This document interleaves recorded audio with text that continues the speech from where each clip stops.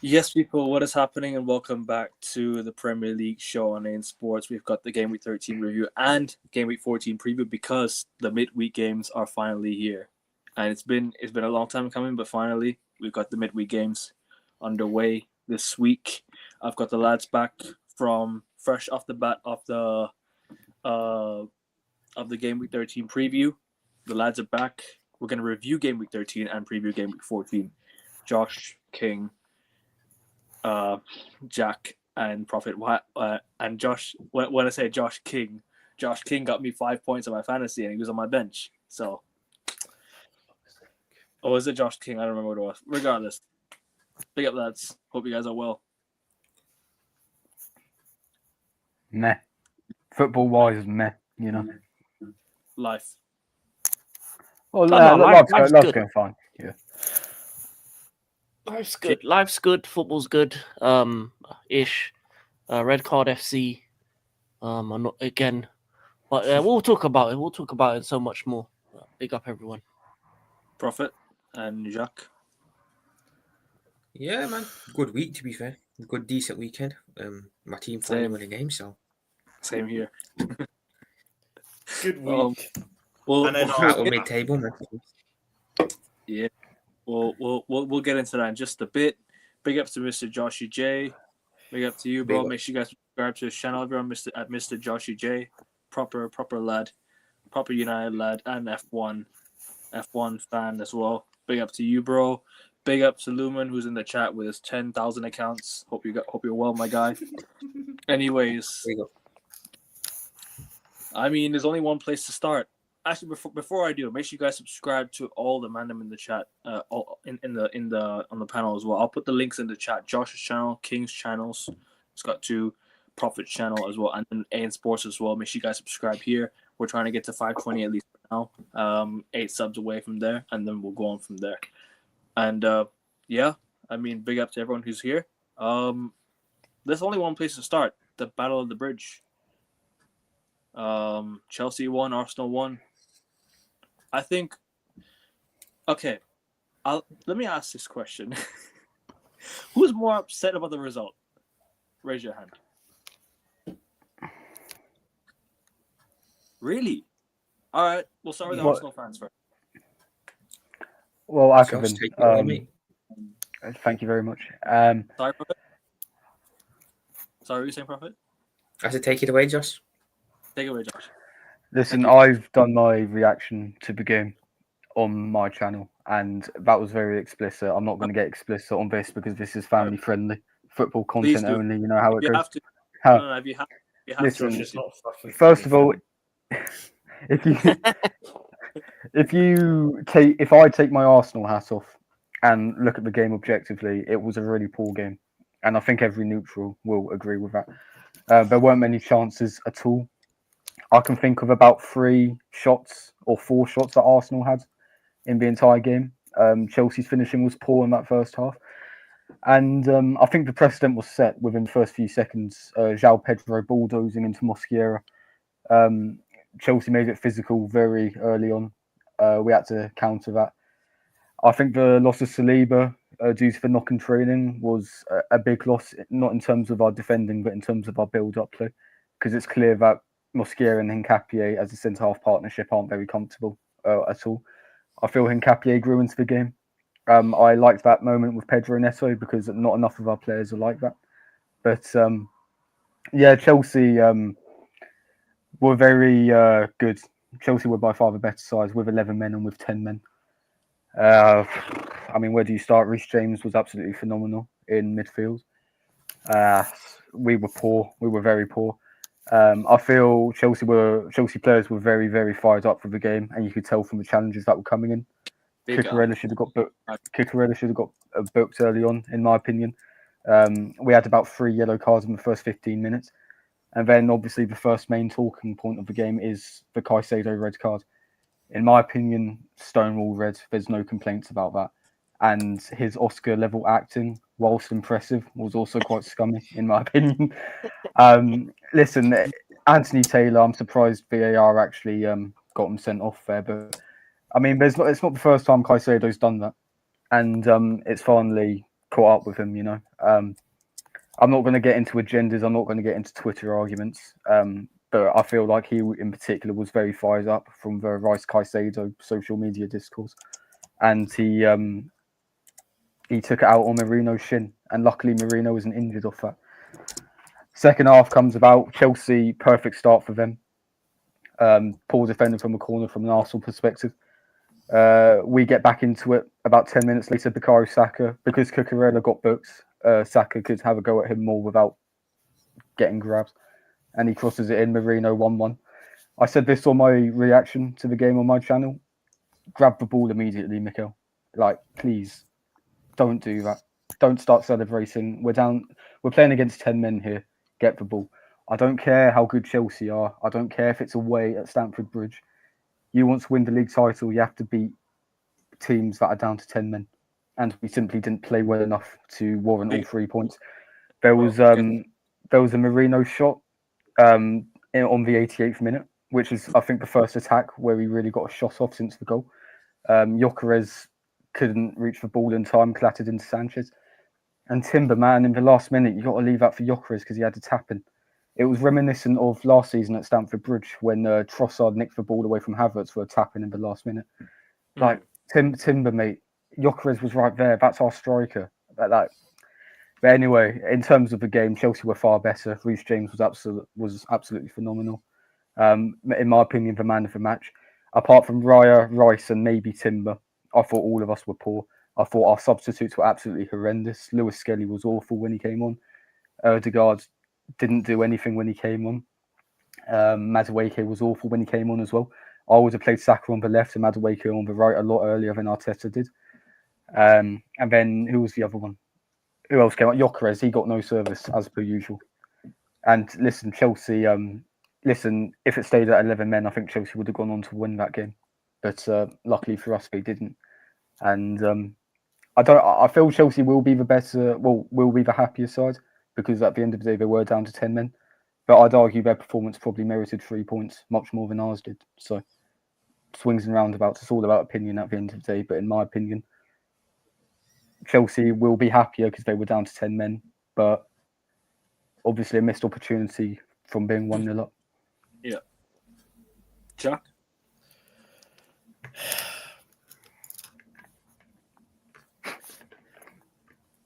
How to sort of like say what I want to say in a sort of like pleasant sort of way. Like, I don't know.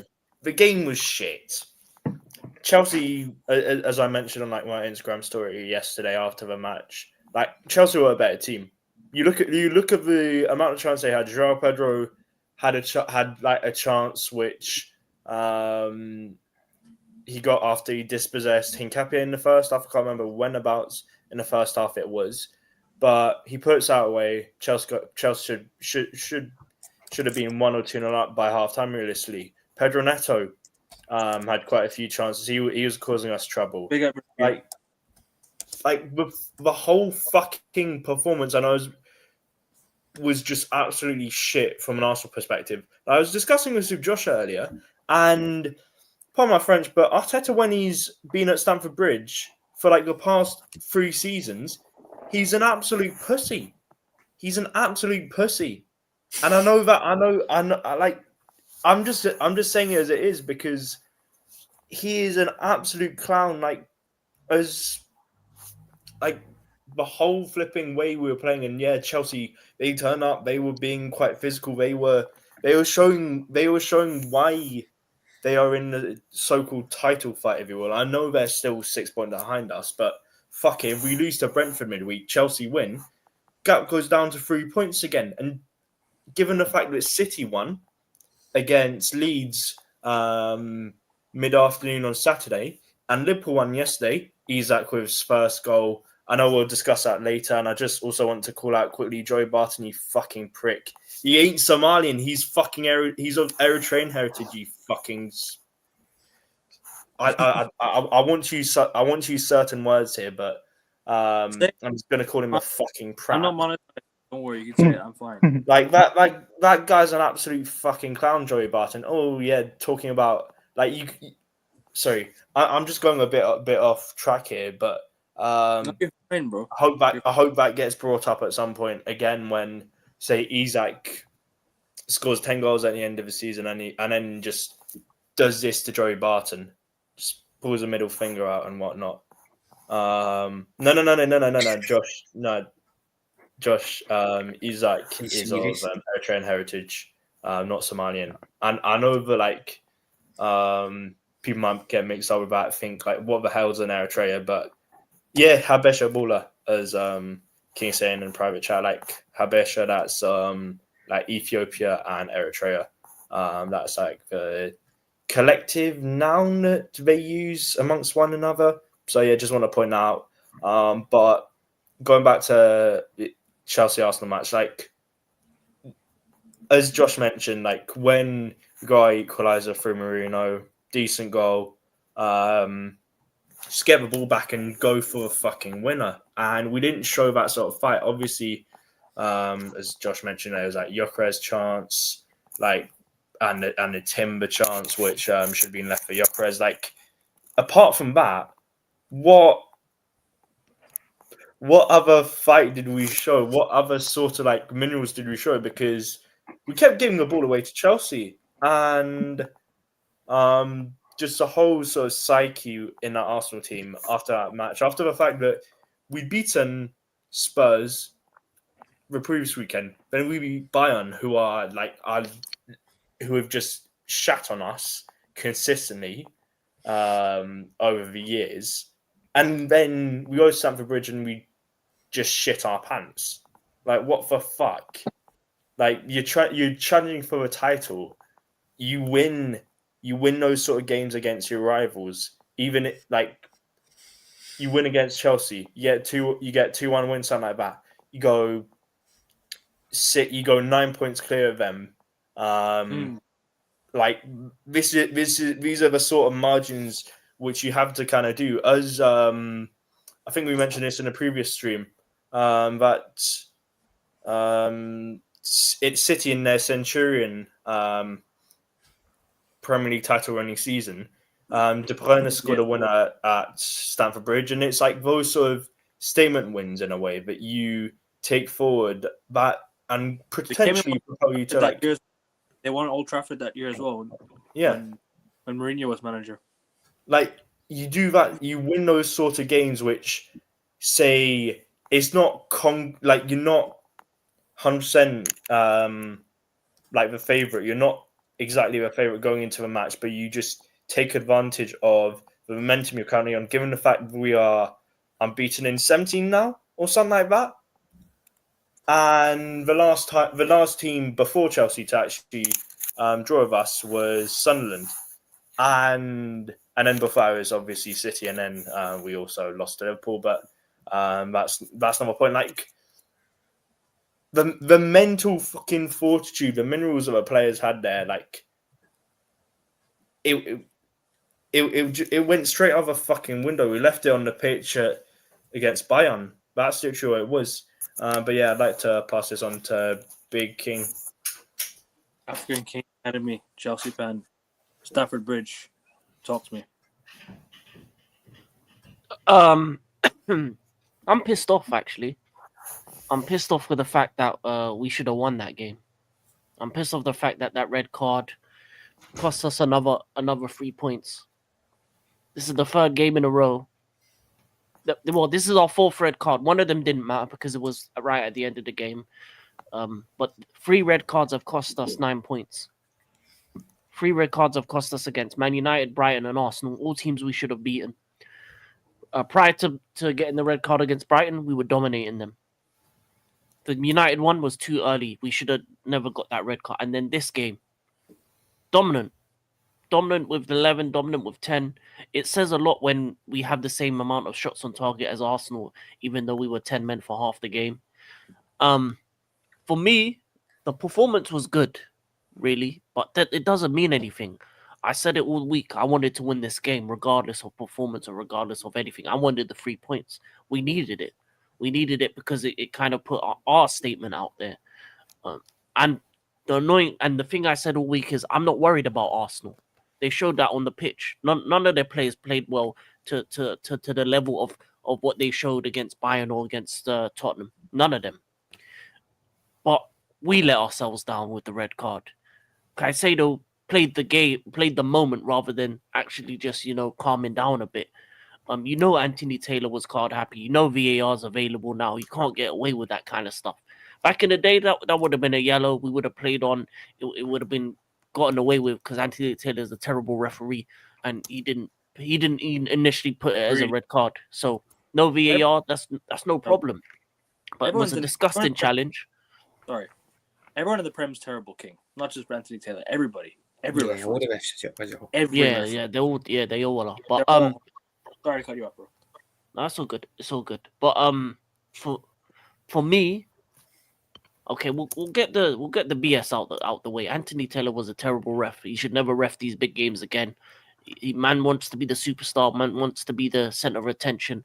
You need a ref that actually can control the game, because the amount of yellow cards you were giving away early on, you just didn't allow for the game to go anything past the fight at that point, and it kind of hamstrung a lot of players on both sides in the defensive end.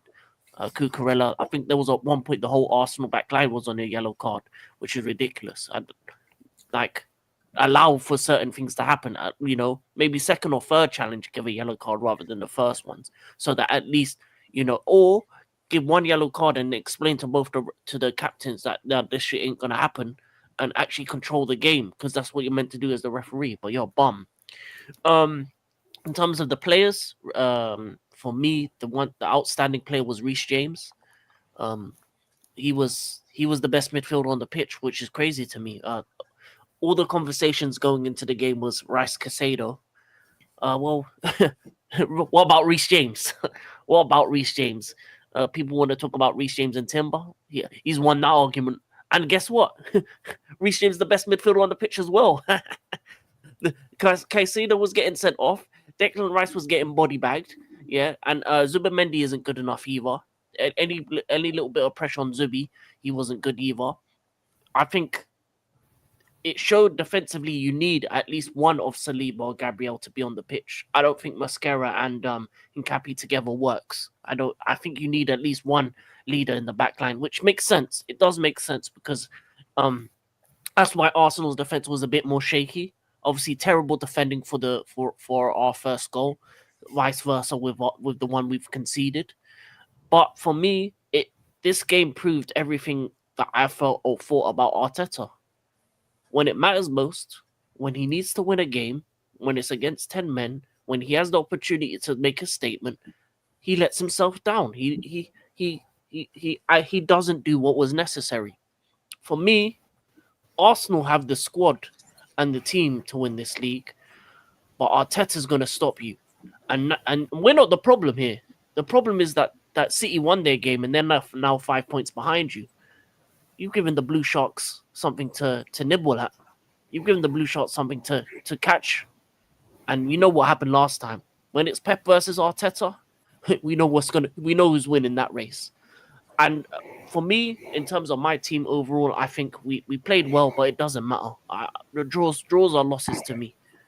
I wanted to be right up there, 3 points behind Arsenal. Now I'm 6 points. And I feel like I went into this weekend the same way I came out, with nothing to show for it. Nothing to show for that performance. Nothing to show for the greatness that is the performances from Reece James, Cucurella. Our attackers were kind of meaty. Esteval should have taken some of his chances in the first half, but that's not here nor there. Sanchez, I hate to say it, but he had a great performance. Some of the saves he made kept us in the game. I hate to say it, but yeah, he was on job. He was actually really good. But isn't that what you want? Isn't that what you want? Isn't that what you want, though? No, because he's not consistent enough. That's why I don't like him. And also, a lot of the things that were going wrong for us was because of him as well. The amount of times he would pass to an Arsenal player or kick it out, he's not consistent enough. Like, he had good saves, but that's about it for me.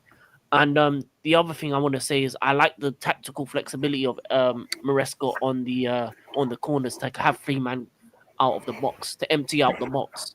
I've been saying it all season that teams need to do that more, and I think the one thing that Arsenal need to be afraid of is that now teams have the blueprint to beat Arsenal.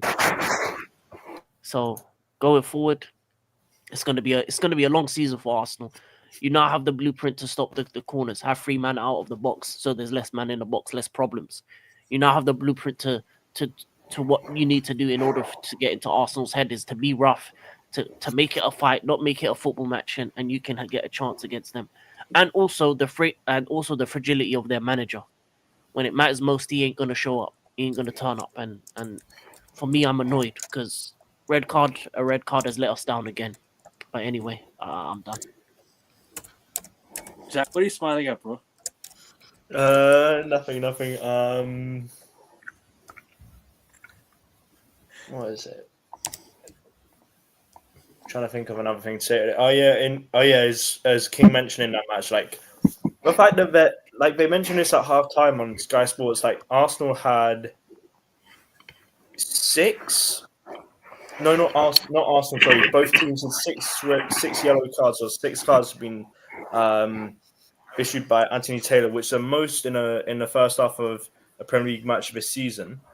Like in these sort of like matches, you should just let stuff go in a way. As like King also mentioned, like some of the challenges, like come on, it's a derby. You should go and make some shitty challenges. If it's like a bookable sort of offense, then calm. But like, come on, just let stuff go in a way, because that's what some refs do sometimes and whatnot. But the whole sort of like discipline in terms of just like mainly from an Arsenal point of view, not so much from a Chelsea point of view, I'd say, like apart from like Caicedo and like Kukurea just being nut jobs during a match, like it was more so Arsenal players who were just being absolute twats and just screwing us over. And yeah, it's the fact that also in the chat, I don't want to sort of expose some of the messages that like we talk about and whatnot, but I remember that Josh was talking about like using a Carabao Cup backline sort of excuse if we lost. As a joke, yes. Yeah, as a joke, obviously. He was actually being more positive and tall quiet lad for once, actually, as well. But yeah, I think we should just move on to another match if that's No, I fine. need no profits thoughts as well in the game. Okay, sorry, yeah, not bad. It was a bit disappointing, I'll be honest. But I thought there'd be more goals in it. Obviously, Chelsea going down to 10 men changed the game. But before Chelsea went down to 10 men, I thought they were really putting Arsenal under pressure. I think 11 versus 11, Chelsea probably would have won the game. Granted, Arsenal probably would have gone into it as it went on, but Chelsea looked really up for it. 11 versus 11. Obviously, Caicedo then makes a poor decision. Chelsea got down to 10 men, but I gotta say, even down to 10 men, Chelsea showed some real fight, resilience, some good heart. So I think they can be, well, I'd say they should be annoyed drawing 1-1 because ultimately they did go 1-0 up. Arsenal weren't great, and you know, if they just remained a bit more defensively compact, they could have won the game. But Arsenal didn't lose the game, so I think that's a big thing there. I know obviously a draw is not the best result in the world, but they didn't lose, so it's not the best result for Arsenal. You know, they did beat Bayern midweek. I thought they'd make a statement here personally and get the win, but yeah, I was surprised at how poor they were. To be fair, they didn't look up for it in this one, which was a bit strange. But even when they equalised, Marino equalised. I expected Arsenal to go on and score and win the game late, but never happened. On the balance of play, a draw is probably a fair result, but really down to 10 men, I've got to be honest, Arsenal should have won that game. So probably again 2 points drop for them, but credit to Chelsea, you know, down to 10 men, that was a really good performance from them. 110% agree. I like the words you used there, statement. That was a perfect opportunity for a statement win, especially in the circumstances. I think Reece James described it as a statement because Chelsea managed to get a point off us. So, you know, I will say though, I'm not really sure if you'd consider that a statement, but I will say though, mate, even though Arsenal weren't great, they didn't lose, and obviously look, draws are just as bad as losses. But you know, we're not losing games. You know, they're still finding a way to not lose. So I think that's a positive. You know, The way I look at this Arsenal team is they're very similar to Liverpool last season in the sense of, the league isn't great. A lot of teams are underperforming. They're probably the best of a bad bunch. I'm not going to take nothing away from them, though, because they've still been great. But I feel even though Arsenal drop points, I don't see who's good enough to really catch them, I'll be honest. I think City look inconsistent. We're not going to get them. So, like I said, I see a lot of similarities between us last season and Arsenal this season. I said the same thing to you after the Spurs game, I think. Yeah, it feels like exactly like last season, as in the league feels like it's being handed to us at the minute. And if there is one team that's going to stop us winning the league, it is ourselves and this manager. Listen, I know we're going to move on. It's just only Arsenal players to really take any credit from that game, in my opinion, were Raya, Timber, and Declan Rice. As per usual, they were solid. Raya, I don't know what was up with the corner. I think he got himself caught out there. There was a bit of debate going around about whether Chelsea's corner was offside because of Enzo Fernandez interfering with play. But at the end of the day, we should never be conceding against 10 men. That's probably a bit harsh to say, but we shouldn't be taking an advantage away from ourselves like that when the other team is down to 10 men. And at the end of the day, I know Chelsea are a good side, world champions and all that. But at the end of the day, any team that's down to 10 men, you've got to beat them. If you want to win this league title, you have to beat them. And Manchester City, they don't look good. Last-minute winner against Leeds. But how often under Pep Guardiola have we seen City look poor for the first half of the season, then go on a mammoth run to end up winning the league again? So I feel like it's going to be the same thing. Listen, I predicted Man City to win the league at the start of the season. And at the end of the day, performances like that, results like that, circumstances like that, where Arsenal don't get the 3 points needed and 3 points that are necessary, is why I made an educated guess that City would take back their title again. Are Timber and not Timber and Saliba, are Gabriel and Saliba out now as well? I saw something like that. They've been out for a while. Gabriel out for about 2 months. Saliba should be back for the Aston Villa game on the Saturday. I don't think he'll make it back in time for Brentford. Yay.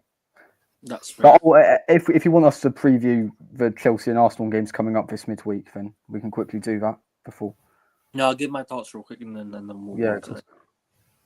Look, I think it's 2 points drops for both teams. Obviously, I don't think it's a point gain for either.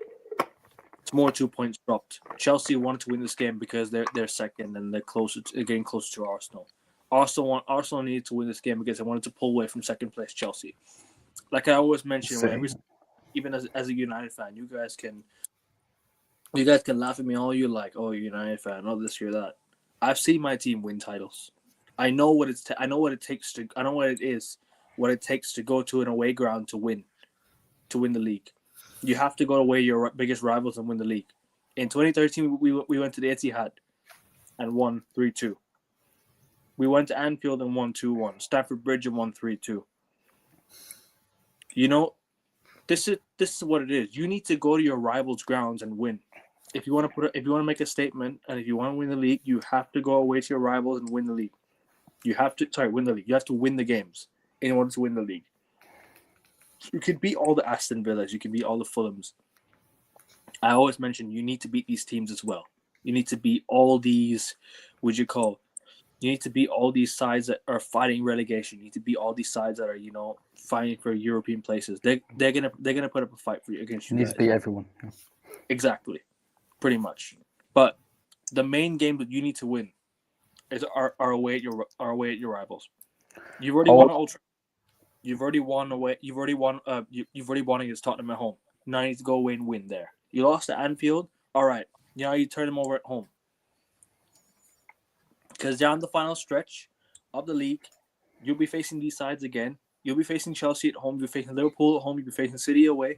You'll be facing United at home. You'll probably win those games anyways against Man United. And you'll probably beat Tottenham away. You need to win these games. These are the games that will define where you are and where you will win the league, if you will win the league or not. So, yeah, Sakavan, 100%. You even go back to the last time we were in the title race 2 years ago. We drew at Anfield and drew at the Etihad, but we ended up losing the title by 2 points. And I don't think it was the games against Liverpool and City that cost us, because we won both our home games against them and drew away. It was the games against Fulham, against Aston Villa, against West Ham, Exactly. and it looks like we fixed that up. But now we seem to have muddled it up a bit this season. We're beating the lower sides, but against semi-decent sides away from home, we tend to make it a struggle.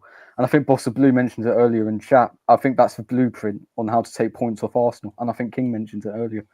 Do what Sunderland do and do what Chelsea did. Or do what Liverpool did, get a set piece and, win the game from there.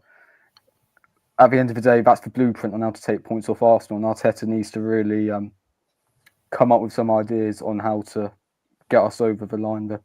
And listen, he's had 6 years. He hasn't proven once that he can get over the line in a league race with a top 4 or league title. So the odds are stacked against us, but we've got to just keep fighting.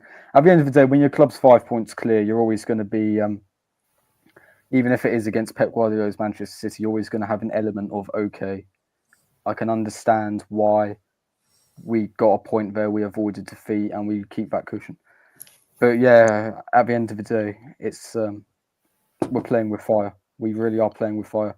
Against a newly promoted side, we dropped points in the last minute, and against a 10-man potential title rival, we dropped 2 points again, in my opinion. On the balance of play, you could argue that we gained a point, but looking at it in a wider context, I think there's no doubt that we dropped 2 points here.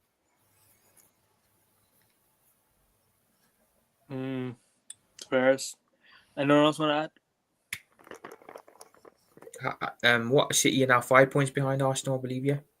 No, I can't wait. Yeah, and Arsenal got Villa coming up as well next weekend. You've already played every single big.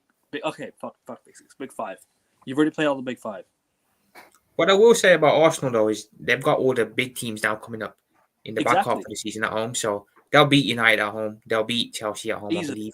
They'll beat us at home. We never win away at the Emirates. We're going to lose there as well. I think Chelsea will probably lose there. So it's the games against City away that they're probably going to have to go there. Away as well. I think they'll beat Spurs away as well. Yeah. Yeah, they'll beat Spurs City away. Really, that's the one. I think they got to go there and get a result. Okay, I'll say this though. Sorry to cut in, bro. Let me say this right. If you're top of the league by around 2 points, with about 5 games to go, and you go and take a draw at the Etihad, that's a point gained in my opinion because you're top still, and City are still in second. That's a point gained because you've gone to your rivals and prevented them from winning to overtake you guys. Now it's about continuing that run to the end of the season. In my opinion, that's not a point gained. Sorry, 2 points dropped. That's a point. That's a point gained. Because 100%. Liverpool would go away to Man City and take a draw, despite them leading the league. Despite they can go away to Arsenal as well. They can go away there and think. To be fair, bro, the reason we didn't win the league both times we missed out on a point was because we took a draw away from City home. That's the thing, and you tend to draw those games, and if City went to Anfield, they'd be like, all right, we'll take the draw here. They went away to Anfield back in 2024, and they took the point. They took the point. They moved on. Arsenal ended up dropping points. It's not just about what you do; it's about what everyone else does around you as well. It's about what City does as well. It's about what Chelsea does. It's about what City, Chelsea, and you guys do. What you three do in order to win the league. What they'll do. Chelsea, I think they'll be in and around the title race. I don't think they'll win it, but I think they'll be in and around it. City will be there, of course, and it'll be between you guys and the two Blues. Where I think it stands at the moment, who I think is favorites to win the league at the moment, from what I've seen from this past game, I think is you guys. Yeah, yes, it was an amazing performance against Chelsea, but at the end of the day, I think you guys are favorites to win the league. I think you guys at the moment you've not. It's not about the squad. It's about the results you've been getting in recent times as well. You haven't lost a game since Anfield. That's crazy that we're the only team that beat them as well. Don't start You hadn't lost the game since Anfield. Arsenal could have gone unbeaten if they had gone for it at Anfield. Mm. If If you'd Zubimendi wasn't addicted to giving away free kicks, then yeah. in my opinion, you would have been unbeaten this season. So listen, at the end of the day, bro, all you need to do now, like I mentioned, is go away to your rivals and win. But that's in the second half of the season. Worry about the December schedule first. And now It starts with Brentford in midweek. December schedule is going to get hectic. Who do you play any Big Six team in January? Not until January. I think they're playoffs in January, I believe. We play Or is Man that- United and Liverpool at home, if I'm not wrong. No, I think we play We're you gonna guys get in cooked. February. I think. I don't remember. Is that February? It's around. We always play I'm- Arsenal away around January, February time anyway. I'll double check that, but I don't think they've updated the schedule for January. I think, if I'm not mistaken, or whatever or whatnot. It depends on the FA Cup and all that, and Yeah, who makes it to the Carabao Cup. Yeah, FA Cup Semis. as well. 'Cause I think they've already announced the FA Cup weekends as well. And don't forget, there's no more replays. It's all it's all extra penalty time. shootout. Yeah, penalty shootout, extra time. And also don't forget, they don't do double game weeks anymore as well. So it's all in the same game week, but if you play FA Cup, you play midweek, depending on your Champions League schedule as well. You know what, Arsenal- guys? I'm looking at Sorry. Arsenal's end to the season here. They've got a pretty decent end to the year. They play City in April away. After that, they play pretty much just mid-table clubs. So, they have got a decent end to the year, to the season. I mean, so But this is Arteta when it matters most. This that's is it. Arsenal Football Club. when Their it hard matters games most. are around them. When do they play United and Liverpool again? So I think it they is play January. United on the 25th of January, and they play Okay. Liverpool on. They play us before. They play us on the 8th of January. Okay. Told you. Yeah. It's They not play those games Spurs that you've got to worry They play about. Spurs away in February, Arsenal away in February, and then they play City in April. So When do they play Spurs? When do they play February. Chelsea? February Spurs away, Chelsea as Spurs well. is February- 3 points. Yeah, Spurs is 3 points. Come on. Chelsea, Arsenal, away at Emirates, we don't do well, so that should be 3 points for them as well. But that's not the games they have to worry about. They have to worry about Brentford midweek, Relegated Exactly. side. The team's fighting for especially because they don't have even one of their top centre backs, and they're going up against Brentford. We got Thiago. I think that might be a banana skin. I think this might be a banana skin week for Arsenal. Going up against Brentford, then to Villa. I agree completely, especially with our need to rotate. And I'm not making an excuse, so we're going to have to rotate with the schedule coming up. Our next game is early kickoff against Aston Villa on the Saturday. So I think the likes of Lewis Skelly are going to come in, Ben White, Norgard. Can't wait.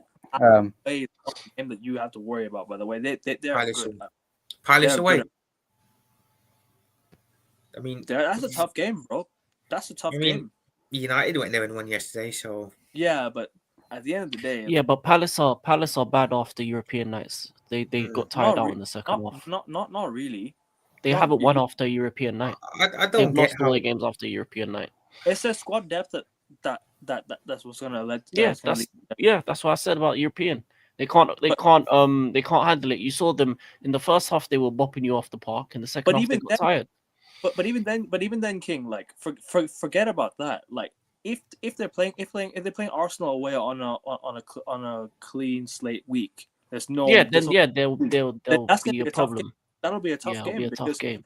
Because Palace away, like I know he won there yesterday. Cool, 3 points. I'll take it all day, every day. But like still, when it comes to like say midweek games, when it comes to like weekends, Palace can turn up against these big sides. This is the first Palace defeat at Sellers Park since Prophet? You told me was it February, March of last season? Who Palace? No, they've dropped points after. They haven't. No. I'm saying the first loss at Sellers home. At home. Yeah, they hadn't lost at home in the Premier League since February, March, bro, of last season, which is actually massive if you think about it. And then then they won the FA Cup as well. So, like I said, Palace are on a high at the moment. They're actually playing some really good football. They're actually playing some. They're getting some good results, man. And also, they went 18 games unbeaten recently as well. So hey, listen. Not unbeaten because they lost to Strasbourg the Thursday before. I'm saying that when in domestic games they went 8 Premier League games unbeaten. which is actually crazy. Like, What, unbeaten? No, they've lost. They lost against Arsenal. They lost against Liverpool. no. I'm saying against prior to the Everton game that they lost. Prior to the Everton game, before the Everton game that they lost 2-1, that was their first loss since 18 games, by the way, in the Premier League. Literally. Yeah. It probably was, but I'm saying that they're losing because they're playing in the Conference League. They can't handle it. Yeah, it's the squad depth as well, and I that's think the thing. Glasner. So I think Glasner said in his press conference after losing to United, like, January is too late. We should have made reinforcements in the summer. So your points about the squad depth are 100% spot on, because even Glasner agrees. Yeah. The second half, Palace always look. They look dead on water. They look like they had jelly in their legs. But yeah, I think what we previewing the Chelsea and Arsenal games midweek. To be fair with you, I think even we played well against Arsenal, even though we lost. Like, I think we should have buried our chances.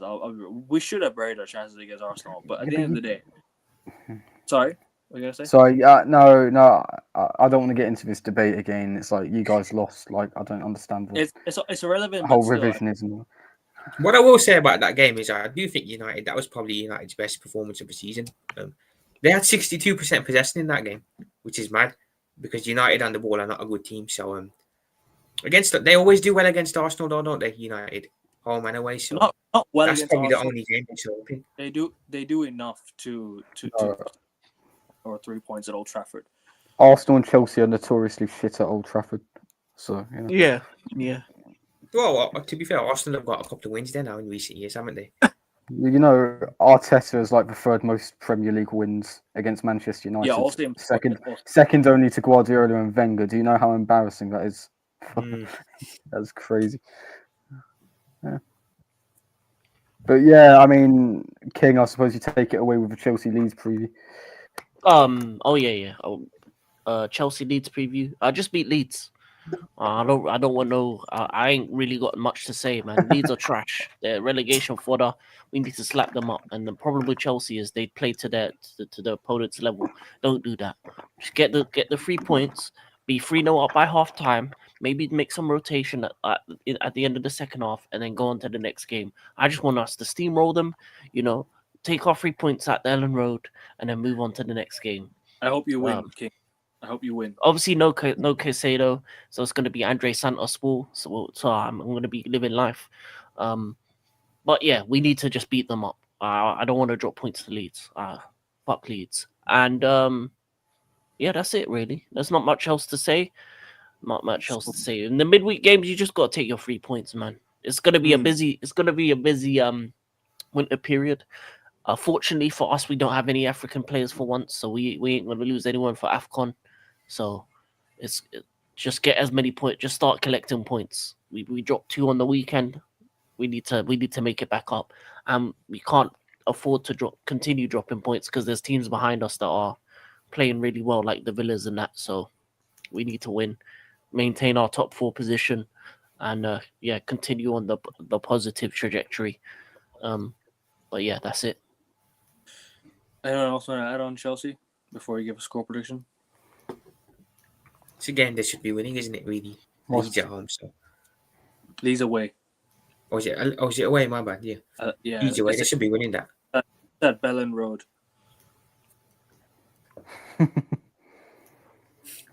I say these two clubs have got a good history behind the fixture. I mean, I think isn't it the whole dirty Leeds phenomena in the 70s, and like their hatred for Chelsea goes way back then.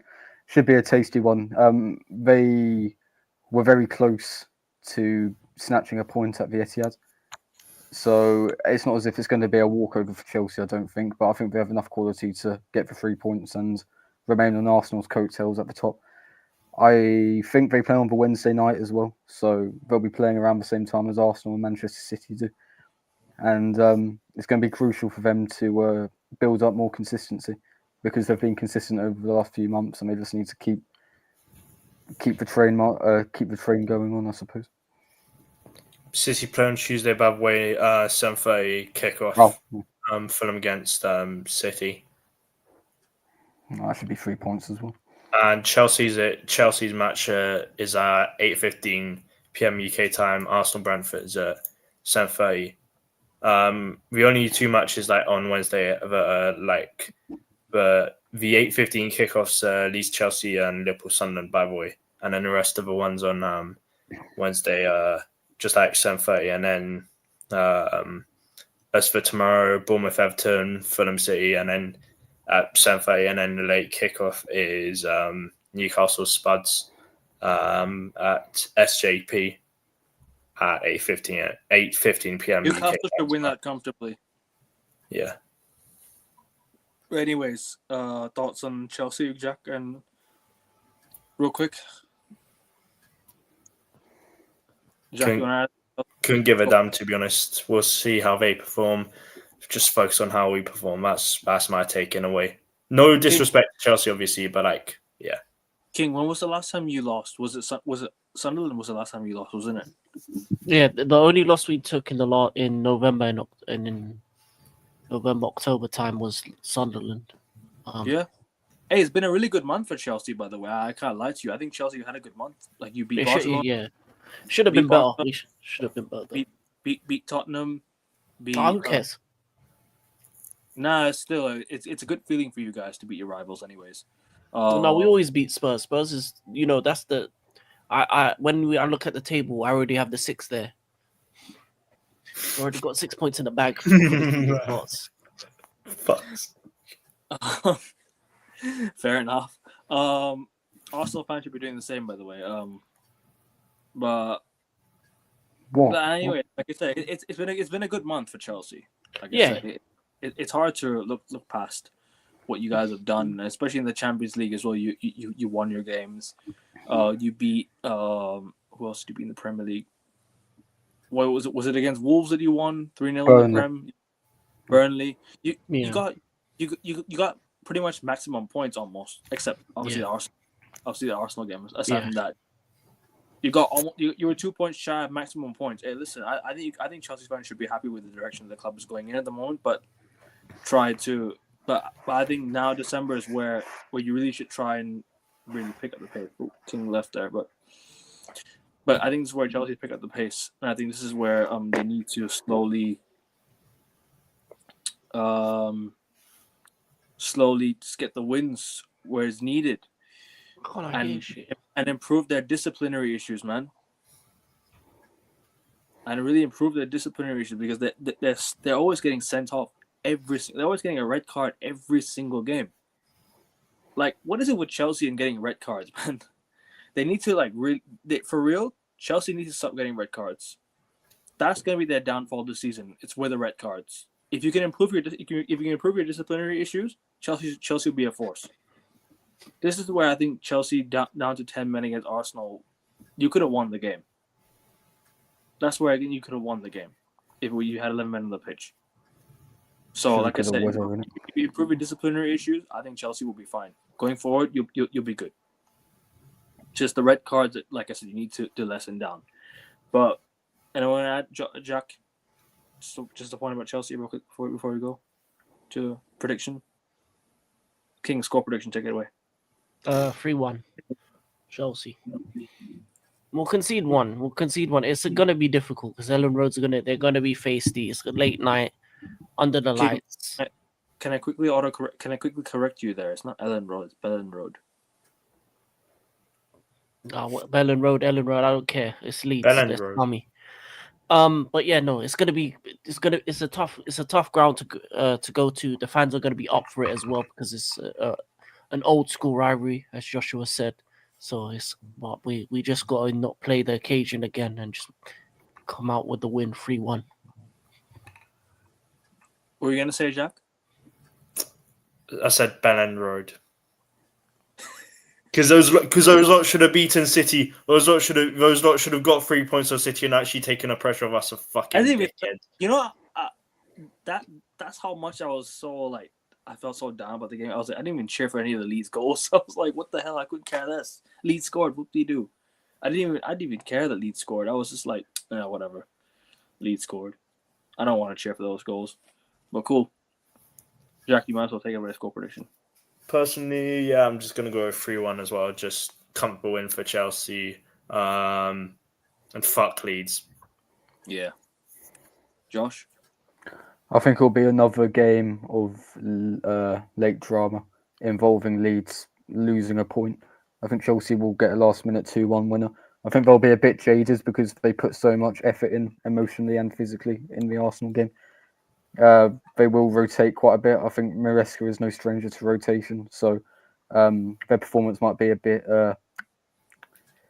It'll be less consistent because of that, but I think they will dig it out by the end of the game, and they'll continue their winning run in the league.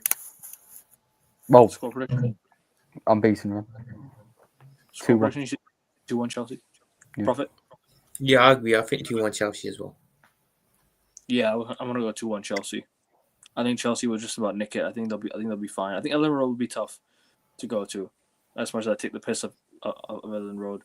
It's a tough place to go to. The atmosphere is gonna be hostile, man. Leeds hate Chelsea. Chelsea hate Leeds. It's just gonna be a rivalry game. I just think it's gonna be like a. I think it'll be 1-1 in the early stages of the game, and I think Chelsea will nick it late on and silence the crowd. That's what I want. Whenever we used to score goals at Sellers Park, fucking Ellen Road. Whenever we used to score goals at Ellen Road, yeah, we used to get boos all the time for Roy Keane or Eric Cantona. Every single time a ball goes into the back of the net, they start booing like crazy. That's what I miss, the old days, man. I miss the old days, man, where you used to boo after every single goal goes in against you. I want that. I want to hear Leeds fans say that 2-1 Chelsea. And I hope they get relegated. Leeds. Anyways, Arsenal Brentford. Arsenal lads, you guys take it away. Well, we'll be quick with this because we've already gone over an hour. Go ahead, Not an Jack. hour. Not an hour yet. No, Nearly 9 an minutes slow yet. We're like 50 minutes in or so, but yeah. You want to take it away, Jack? Obviously, we're unbeaten in London derbies this season thus far. Hopefully that continue.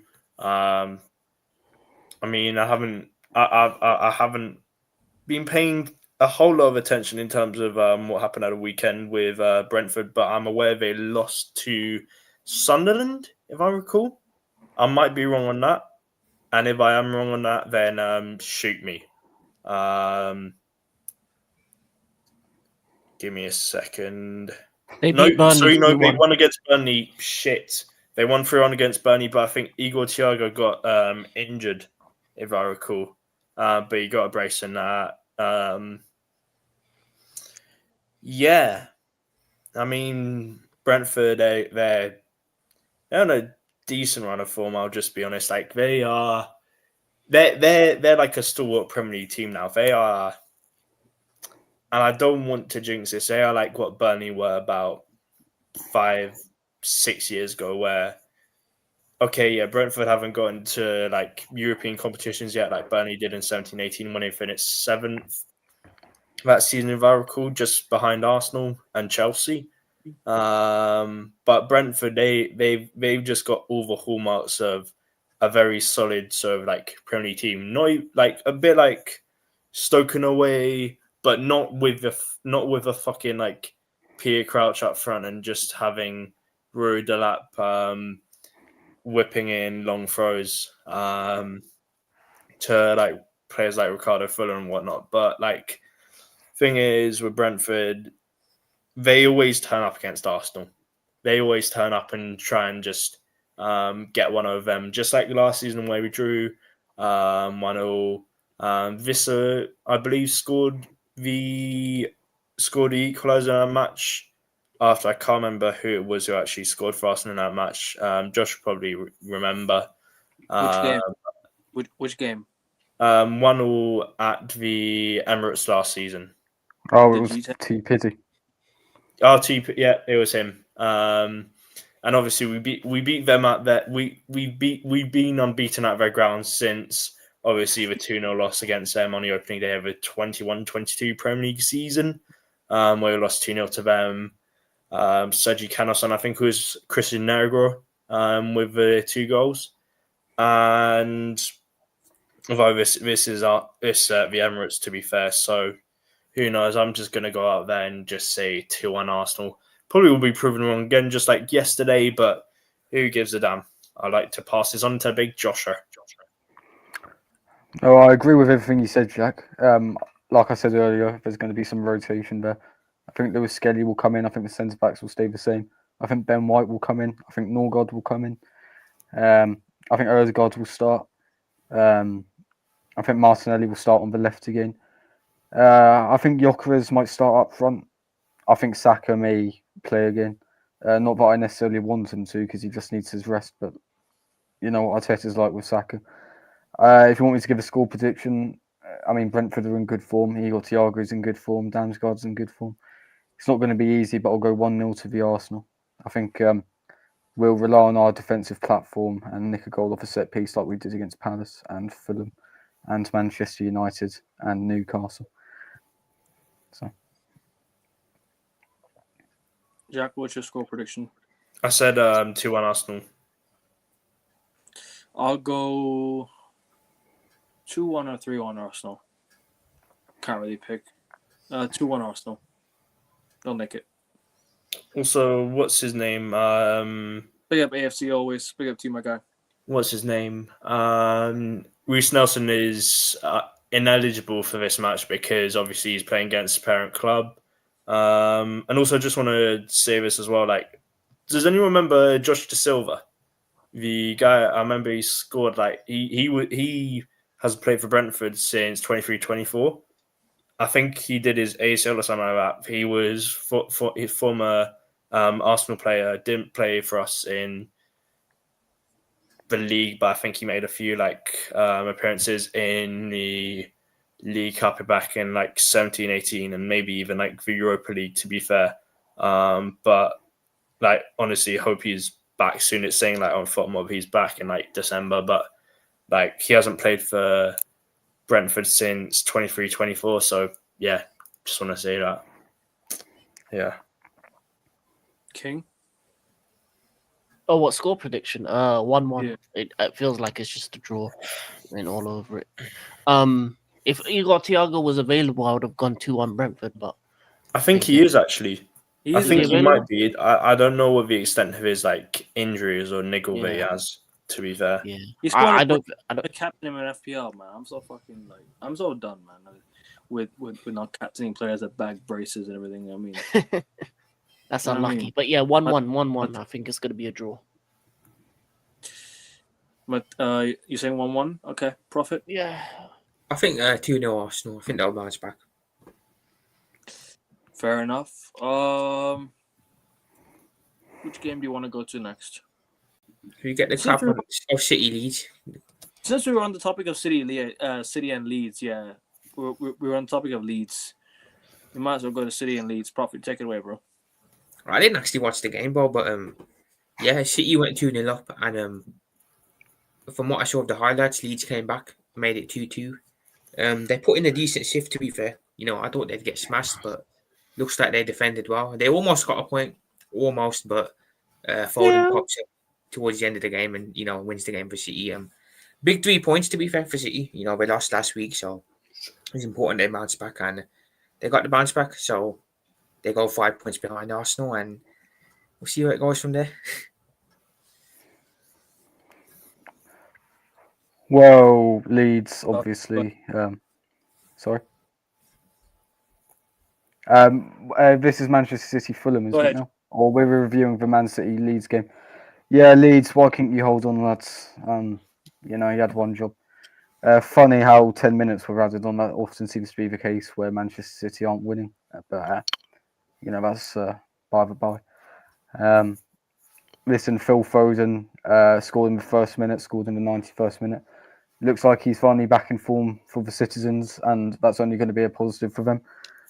After his heroics to win them the league in 2024, his drop-off last season was definitely coincided with City's poor title defence last year. So the fact that he's back on form is very good for City. I think Leeds can take a lot of encouragement from their performance there going into the Chelsea game in midweek, because at the end of the day, coming back from 2-0 down at the Etihad when you conceded in the first minute takes a hell of a lot of courage and determination. And Daniel Farke came out after the Villa game at the weekend and said that he wasn't happy with how Leeds threw the points away. They very nearly got a point at the Etihad in response to their manager's criticism. So as long as they keep playing like that, as long as they show no fear towards any opponent in this league, especially with the Elland Road crowd to big them up in tight home games, they can easily get safe. They can easily stay safe. They can easily stay safe for another season. But in terms of City, listen, they look poor at the minute. They don't look convincing, but they never look convincing in the first half of Premier League seasons under Guardiola, as I said earlier. And you know what the end result always is. So moving on to King and Jack. King or Jack? Big up my Blue Coalition brother, Man City, getting the dub, and putting pressure on Arsenal. So either way, man, one of the blue teams take out Arsenal, it's all good. Did I watch the game? No, because I've got better things to do. Much rather you guys not than I'd much rather Arsenal. Plus, it's a 3:00 kickoff, so who cares? And they're not on TV anyway, so so whoever makes those decisions, put 3:00 kickoffs on TV, and then I'll watch them. If not, I'm not watching it. And what do I say about City? So it's nice for Philippe Foden to actually finally show up and actually do something. Philip Walter Foden. I'm not saying his full name. He doesn't deserve it. He's been a bum for about 2 years. Hey. Philippe Foden finally it's good. Finally showed up. For once, maybe Haaland doesn't have to carry all that weight. And a good win. Last minute, obviously when you go 2-0 up and then go back 2-2, you expect a team to maybe drop heads, but they got the lead at the end. But outside of that, there's nothing much else to say, man. Big up my Blue Coalition, brother. Yeah, again, anybody but Arsenal, them settings, them though there. Yeah, man, Blue Sharks, circling and all that. Jack yeah, Mr. Gilbert scored the first goal of the match.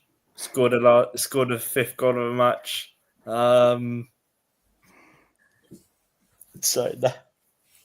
Sorry. Anyone who's watching in between us will understand that sort of reference. Just want to say that, but yeah, good win for City. Mr. Gilbert. Yeah, he scored twice at the weekend, didn't you see? Yeah, Mr. Gilbert scored twice at the weekend in it. So, yeah, and. Yeah, I didn't watch much. I honestly don't have much to say about it. But Leeds were their fourth consecutive loss on the bounce. So hey, they're going to be looking at they're going to be wanting to obviously get 3 points against Chelsea. Obviously, City they're playing Fulham tomorrow at 7:30. So yeah, hopefully Fulham can go back to back in terms of beating Big Six clubs.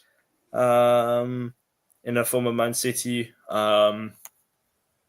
tomorrow, but also they beat Spurs every weekend, which is a perfect result that any person could want every weekend. Yeah. I don't have anything else to say. Question to the panel: can anyone explain to me why there was only 4 minutes added on in the Chelsea versus Arsenal game? I don't hear any excuses, but right. Well, the ball was in play for about 23 minutes in that second half because of the Chelsea players falling over themselves. I don't understand why there was only 4 minutes added on. But to be honest, I've got to be honest, I just wanted the game to end because it was a horrible match to watch. So it's not as if I was complaining. I don't know why there was only 4 minutes, but there could have been 25 minutes, 10 minutes, 15 minutes. Arsenal weren't scoring; they were trash. So that second half anyway. So in the game, it was going to be a draw anyway. So I don't know, really. Arteta ain't the guy. He ain't a Premier League winning manager. And he's going to show again this season. And that game on the weekend showed as well. So that's all I got to say. But yeah, we can go and do the City result. Jack, you talked about the City game already, yes.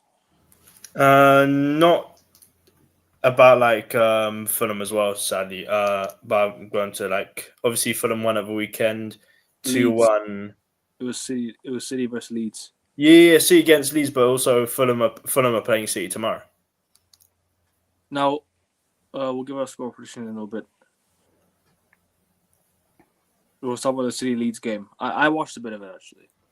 It was when Leeds came back. I was like, yeah, you took it to the 90th minute, and like you couldn't hold on. Just the moment the referee announced the injury time, they scored.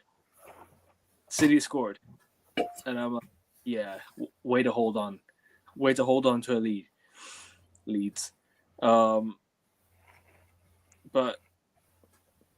Yeah, no, I can't really say much about that. It was just a poor game. I'll be honest with you. I know it was 3-2, but it was a poor game. I didn't really enjoy it that much.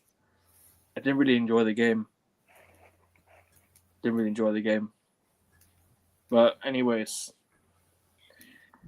any of you man want to say anything before we get to the preview and Jack continues this? Not much to say, is there? Jack. Yeah, that's my name. Continue. Continue what? Fulham Man City. Oh, okay, fun. Yeah. So 7:30 kickoff tomorrow, UK time.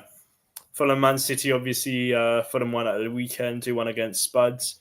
Who was it? It was Tete, Kenny Tete, and I can't remember who the other brother was who scored, but I'm literally just going to whip up scoreline once my phone fucking loads. Fuck's sake. See, this is professional. This is very professional. Technology fucking working. Fucking hell.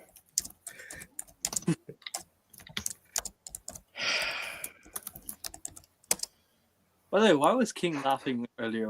What was so funny earlier? It's because when Jack was looking up, he would look like the Defoe meme. You know that one? Oh, wait, no! Fuck's sake. Okay, wait, give me a sec. Yeah, it was Kenny Tete. He was and looking Harry like Wilson. this. I'm dying. Kenny Tete, then it was Harry Wilson, and then Bergvall got the conversation going in the 5th and 9th minute in the second half for Spuds. PY? What the hell are you talking about? I'll I explain. don't know what the hell that name says. Okay, fine. Basically, he's a subscriber of my channel. He tunes in for the NBA talk or when Augusti is here. Oh, okay. Man said I wasn't subscribing, you know. Because Because he want to see Augustia. Of Who course, doesn't? yeah, he says we love King as well. yeah, we love King, bro. We haven't graduated yet, lads. We need to work out. Augustia's best analyst. Yeah, he is. Should have watched the F1 show. Augustia was there. Yeah, if you watch the F1 shows, Augusti will be there, and if you watch the NBA season preview, he was there as well. I do sports talk with Augustia, so I'll be doing one during the December period. Maybe a Christmas special sports talk. A lot of sports talk. He'll be there. And Christmas is in 3 weeks, so just in time for you to stay subscribed. Anyway, continue. But yeah, Fulham, obviously they won 2-1 against those lot in N17, who came off the back of that absolute wonder of a game in terms of the Paris Saint-Germain Spurs game, which finished 5-3. And by the way, the PSG, they're no longer top. It's RC Lons now. Yeah. Wow. That's mad. But like regardless, what do you call it? Spurs defending during a Paris Saint-Germain match translated to the way they're playing against Fulham. I mean, conceding 2 goals within the opening 10 minutes against the Cottagers, that's not something to be proud of. And yeah, hopefully, they take this sort of momentum into the City game tomorrow and win. And I'm just going to get into my prediction straight away and just say 2-1 Fulham. I know it's a crazy thing to say. I know that like some of us predicted for Leeds to win over the weekend against City, but I'm just going to go with this same delusion as well and just evaluate it that way. Come on, 2-1 Fulham. Let's go. Do you know what, Jack? I agree with you. 2-1 Fulham. Yeah, we're in the delusion boat together. Hey, it worked before. Yeah. Worked before. I'm not gonna put it past Haaland. By the way, just to point out, this is the first City win without Haaland scoring for a very long time. Whenever Haaland scores, City wins. So maybe they're starting to rely on other players to score instead of Haaland now. Foden scored 2 goals. Or was it who scored the other goal? Was it Nunes that scored the other goal? No, it was Gvardiol. Gvardiol But scored. Mateus Nunes, I think he got the assist for Foden's first goal, and O'Reilly got the assist for Gvardiol's goal, which was sent to VAR check, but the goal stood. So I was fuming London score, by the way, because I had him FPL captain once again, so I needed him to score. But anyways, any of you might want to talk about the City game and give the preview? I'm going to agree with you guys. I'm going to go 2-1 Fulham. Are you guys crazy? I think Fulham are going to get some good momentum from that Spurs win and take it into this one. City are winning about 5-0, I can't lie. I wasn't they crazy. They probably will, but who gives 2 shits? They will, trust me. But they're going on their bloody mazy run again. Hey, Josh, remember I said 2-2 for City and Leeds? I was very close. Yeah, and City won. So, yeah. But close enough.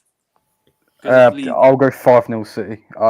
Fulham always bend over for them, so, That's wild. Well, they do, honestly. There's no fair, point I in don't these remember the big last time clubs. City have actually beat Fulham, to be fair. No, Fulham have actually beat City. I remember City won against with 10 men as well. Yeah, man. They turn up for Arsenal, though, Fulham always, but they don't ever turn up for City. This time Arsenal won against Fulham. Yeah. Get the ribbons out, lads. King and King, you want to give your preview and score prediction? So yeah, City should be comfortable against Fulham.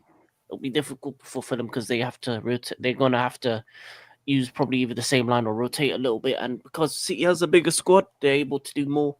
A lot of these teams aren't used to this midweek lifestyle, so I think Fulham might struggle, especially all the effort they put in against Tottenham. So I'm gonna say 3-1 City. Okay. No, 3-0 City. I think it's gonna be a clean sheet. Does Haaland score?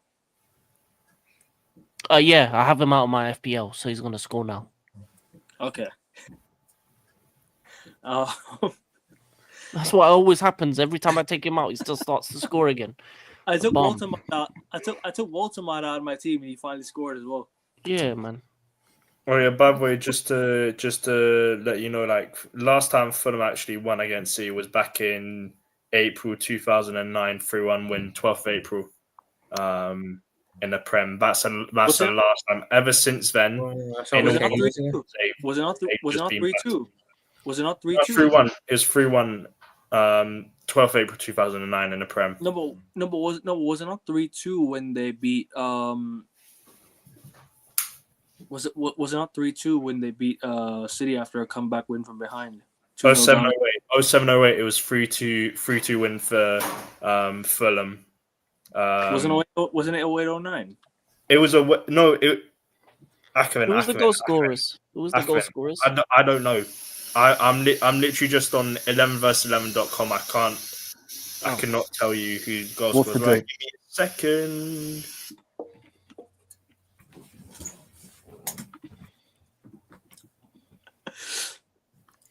Is that Torquay? I think so. Anyway, we'll move on. I think it was didn't Fulham beat City to stay in the league in the final day? Yeah. Actually, Yeah, no, I never went. mind. I went to that 3-2. game. I was with the Fulham fans that day. That was a good Oh, you day. were there? Yeah, I went You there. plastic, mate. What's that all about? Chelsea, Cheap tickets, baby. I Yeah. love Fulham. Chelsea fans cheer for Fulham. When does that ever happen? Well, it's not as if They're a not threat to rivals, Chelsea, man. is They're it? just little bro. They're just little bro. I'm Yeah, telling you, only London rivals Arsenal. I mean, Tottenham ain't a rival. They're just we just take They- our points and go. They If did anything, shit. and then And- Fulham are little bro. Fairs. Since we're West Ham's talking the of, West Ham's the annoying cousin. Brentford is the distant cousin. They're the newbies, quote unquote newbies. Anyways, that's a terrible joke. so we go to Spurs next then, since we're talking about them. Nah. Let's not waste our time. No, respect for Europa League winners, Ackerman. Yeah, Spurs Yeah. Spurs Respect got them. Hey. Give me a sec, sorry. Is Clint What's that got to Dempsey- do with Tottenham's Europa League win? Three Champions League. Yeah, man. got Yeah. three Champions Respect League. the Europa League winners. 3 Champions Yeah, League. come on Respect now. them. Respect I for would Europa much League winners, Ackerman. Man, We're not respect talking about them. 2008, Look at we're them. in 2025. Come on. Yeah, See man. Look at that. Champions On your League. head top. On your head top right there. I would much rather have That is 3 disgusting, King. And funny, I've Tottenham more European titles. Wait, no. Anyway. Let me change it to something a bit more appealing. Oh, that's better. That's So better. wait, quick heads Oh, up. get that off the screen. Last time Fulham beat Man City, the goal Tottenham scorers. had more European trophies than Arsenal as well. I'm just saying. So Yeah, and they've got about 2 league titles, so who cares? well, Um, exactly. And we've got more Champions League than they have league titles. They do. Anyways, move on. Wait. I just want to quickly say, last time Big club apparently. Fulham beat Man City, the goal scorers were Stephen Allen for Man City, opener scoring in 28th minute, then Dempsey brace in the 58th and 50th and 83rd minute, and Etu, who I have no clue who that is, in the 59th minute. So yeah, in 08-09, that was the last time City lost to Fulham. Yeah, So, 08, right. 09. And people think that Fulham are getting something from that game. Christ. Hey, come on. Records are meant to be broken. I'm sorry. They're getting slapped up different. I'm sorry. Like the River Thames will be full of bloods by the end of this game. Honestly, City Actually, are I'd going like to to change do my something prediction. disgusting. I'd like to change my prediction. I'm going to go to you. Please start. Please. Yes, 3-1 Prophet. City. Come on the right side. Not winning a game against City over 10 years is crazy. So Yeah, man. 3-1 City, I think. 3-1 City. 3-1 City. I was joking about What, you changing yours as well? Yeah. I'm changing mine. as well. See, the real score lines are coming out now. Man, we're just hating on the City, the Blue Sharks. Blue scum. Anyways, Newcastle Tottenham score predictions. I'm gonna go 5-1. Where is this game? Where's this game? 5-1. 5-1 Newcastle. Another 5-1 Newcastle incoming. At St James. You know what? I can't hear you, Prophet. Can't hear you, bro. I can't hear you.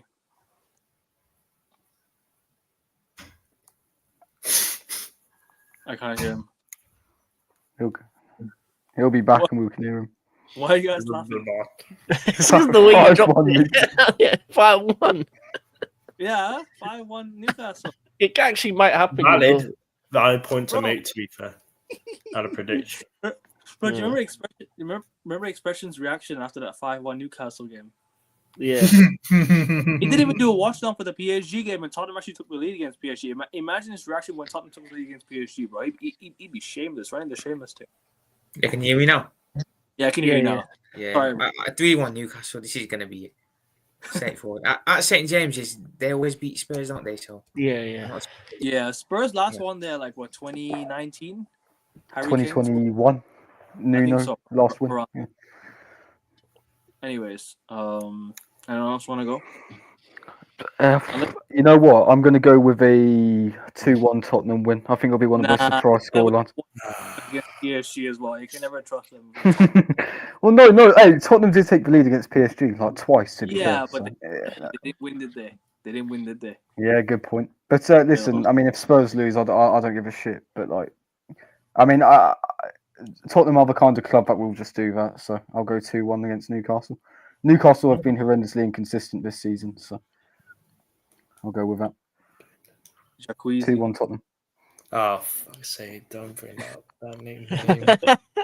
Oh, my. Jacuzzi, what the hell's that? It was a nickname I was given in sixth form. Anyway, regardless, I'm just going to go out there and say 3-1 Newcastle. All right. Newcastle. King? Fuck Spurs. I don't know why you think that Spurs is actually going to score. It's 4-0 Newcastle. Clean sheets, baby. Sheets are clean. 4-0 Newcastle.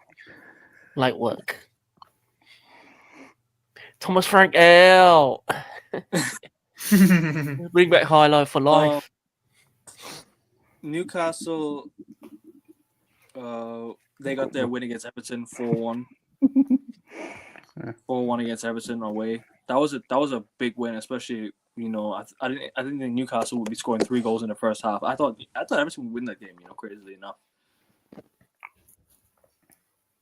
Everton had chances to win that game. I watched it, but the first goal was like within the first minute, so that's just like lack of concentration. The second one, Pickford was playing pat ball. He patted it between his own legs, and then after that it was game over. The crowd went dead, and Newcastle just had it from there. That's the thing about Everton. If you dead their crowd, which Newcastle did with the second goal, it was gone from there. Anyone else want to comment on the Newcastle Everton game real quick? Newcastle Everton. Yeah. Oh, yeah. Newcastle absolutely demolished them, and that really isn't Hill Dickinson Stadium isn't looking like a fortress right now because I think Spurs were about 3-0 up by half time if I remember correctly. It's not looking too good for them now. I think it was their first loss there though. It was their first loss there. After Spurs. Was it second? Yeah, Tottenham beat them 3-0 as well, I think. Oh, okay.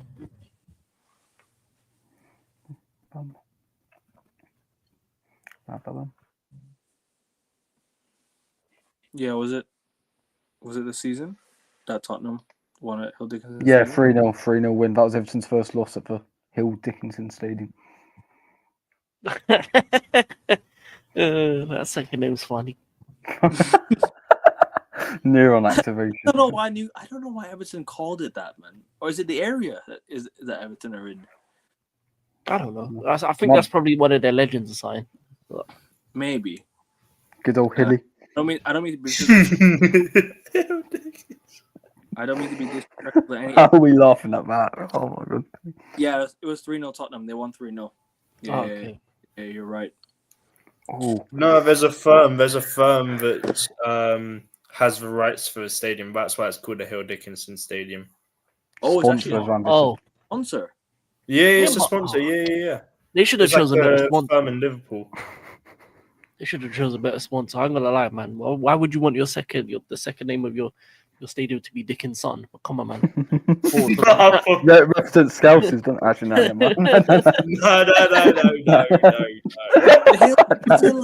No. Apologies. No. Ironic from where you come from, lad. 6 fingers in that. Oh, hey, you're come not on. welcome Scousers are good people. Have you met my mate Stanley? Stanley Hill Dickinson. Stanley Park.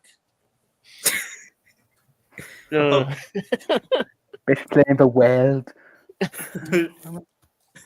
Absolutes. We're going to Hill Dickinson Stadium, lah. Oh, but Speaking of which, Sadio Mane. We're going to the red side of the pool next, to be fair now. Yeah. Let Prophet talk about his club, his first win. Liverpool. His first win. That is disgraceful. Come on. Right. Sorry, Prophet. Oh, Yeah, we won a game at last. The Hotties are- slot. La, la, la, la. Sorry, continue. We won a game at last. Wasn't the best performance. It was pretty crap, to be honest. But we got the win in the end. Isak first goal, get in there. First Premier League goal for Liverpool. Decent goal as well, to be fair. I thought Wirtz was good as well. Man of the match performance, definitely. He was everywhere yesterday. He didn't score, but on another day he could have. No Salah in the starting lineup, which was what we were all crying out for. And you saw a difference instantly. The play was better. Defensively, we were better as well. To be fair, been shipping a lot of goals recently. I've got to say, I think Van Dijk and Konate were pretty good yesterday. Gomez at right back as well, really, really good. I don't know why he hasn't been playing at right back all season now. Makes zero sense why Szoboszlai has been playing there, why Curtis Jones has been playing there. But yeah, it should be Gomez, and hopefully going forward it is Gomez now. But I don't think West Ham are great. I think West Ham should have put it on us a bit more, and maybe it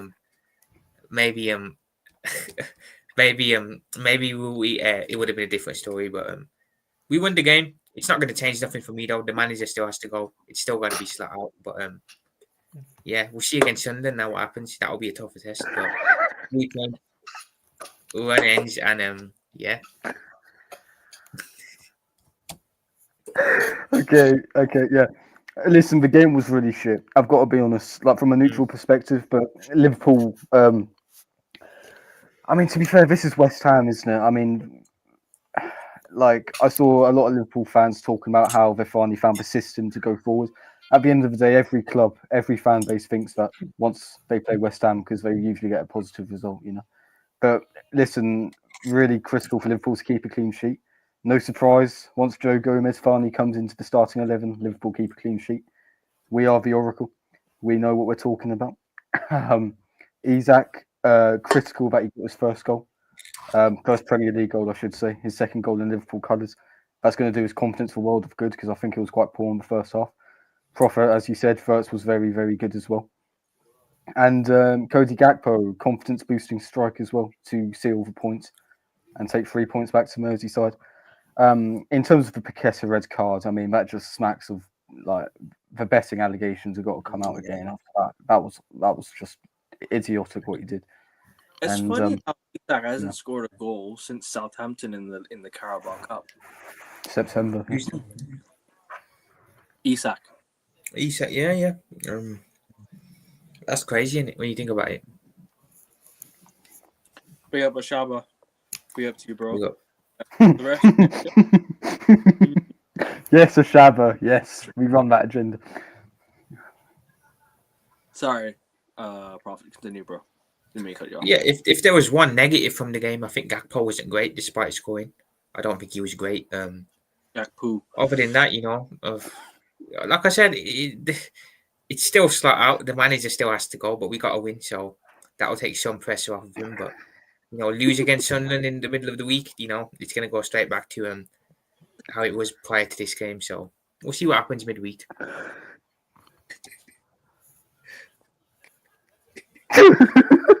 Okay, sorry. What? Akman, why did you say that? No, West Ham. He was.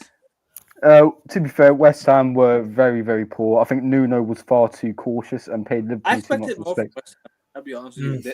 They Yeah, were same. so poor forward, man. I thought, after the last 3 games, I thought for sure, like, West Ham, after Bournemouth 2-2, beating Newcastle, that's a big win, by the way. Beating Newcastle at home, it's a big thing for them, especially when they haven't won a game since, like, March. Back-to-back games at home in the league. What is wrong with you, John? Oh, you're killing me, man. What did I say? It's just you saying. Never mind, man. It's over. But yeah, look, really, really confidence boosting 3 points for Liverpool.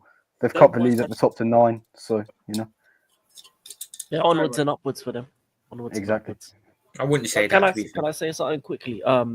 Please. It's about time. I think Mo Salah needed a break. I think he needed this. I think both on a personal and a sporting aspect. Just like my kebab in the early morning, no salad, always helps. Always helps. And I think they need to do the same on the other wing. They need to put on someone instead of. They need to buy a left winger actually in January. They need to get a left winger in January. If they get Semenyo in, I think you can That would be scary. take out. Richard, I think Liverpool are favourites to get Semenyo. Bring him in so that Gakpo's off the bench. Or Gakpo, whatever you like to call him. I would love Semenyo. I know my club have no chance of getting Semenyo, but I would love him. I do have to. Yeah, man. He's a really good player. No, you got you got Kunta Kente and what's the other one? Nah. Inde Mbeumo. No. What is this? What is this? What are we doing here, lads? You got Squirtsy in that. That's your attack. and Nah. Kunta Kente, man. Come on, man. He's still running. You've got Garnachas and you've got what do you call Bino Gitsons.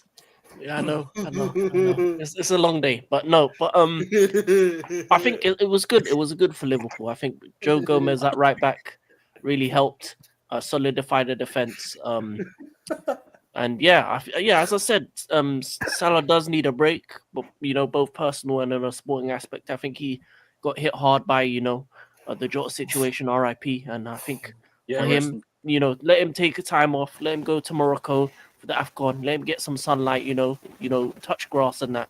And when he comes back, maybe we can get a rejuvenated Salah. Is this the first time I crazily said Liverpool will not miss Salah? Probably not. No, they don't really miss him during the AFCON stuff. I swear. No, we don't, because even when he went last time, Darwin stepped up, Gakpo stepped up at the time, Jota stepped up at the time.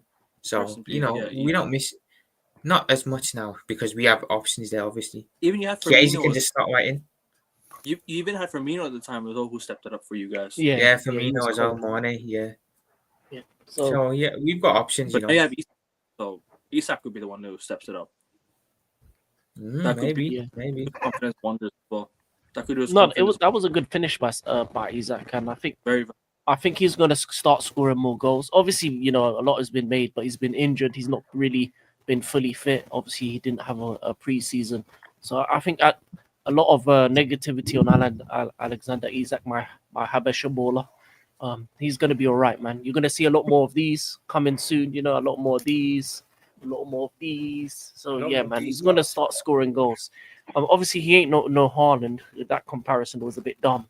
But he's probably the second best striker in the league, and if they can get him firing, I think Liverpool will benefit from it. So man, big up Alexander Isak. He's decided to join the goal scoring party. Is he a striker? I think Gyökeres is the second best striker in the league. We're talking. Oh wait, no. Okay, come on, man. I'm turning off the camera. Say that again. Say that again. Who? Bro, man had 100 GA last season, bro. Like, let's just be. What last season? Fucking hell. What got 3,000? Him? Didn't he have like 100 something GA last season or something? He's the top scorer in Europe over the last 2 seasons, but he hasn't set the Premier light yet. That's what so I think we'll need to wait before we challenge the Swedish duo against each other. But yeah, man. Yeah.